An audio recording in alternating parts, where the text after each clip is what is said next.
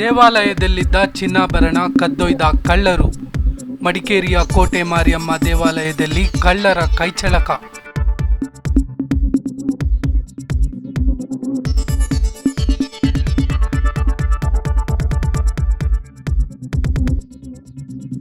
ದೇವಿಯ ಚಿನ್ನಾಭರಣ ಸೇರಿದಂತೆ ಅಪಾರ ಪ್ರಮಾಣದ ಆಭರಣ ಕಳ್ಳತನ. ಇತಿಹಾಸ ಪ್ರಸಿದ್ಧ ಹೊಂದಿರುವ ಮಡಿಕೇರಿಯ ಕೋಟೆ ಮಾರಿಯಮ್ಮ ದೇವಾಲಯ.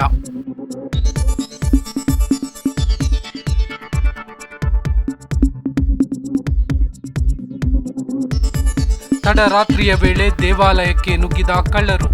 ವಿಷಯ ತಿಳಿದ ಪೊಲೀಸರಿಂದ ಸ್ಥಳಕ್ಕೆ ಭೇಟಿ.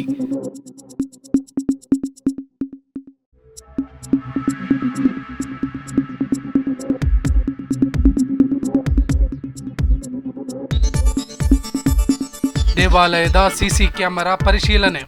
ದೇವಾಲಯದ ಕಳ್ಳತನದ ಬಗ್ಗೆ ಭಕ್ತರಲ್ಲಿ ಆತಂಕ.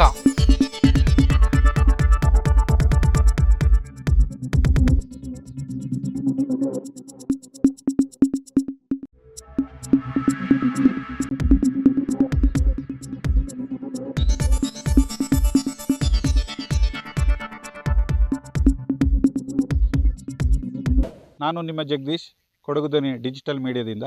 ನಮ್ಮ ಚಾನಲನ್ನು ಸಬ್ಸ್ಕ್ರೈಬ್ ಮಾಡಿ, ಲೈಕ್ ಮಾಡಿ, ಶೇರ್ ಮಾಡಿ.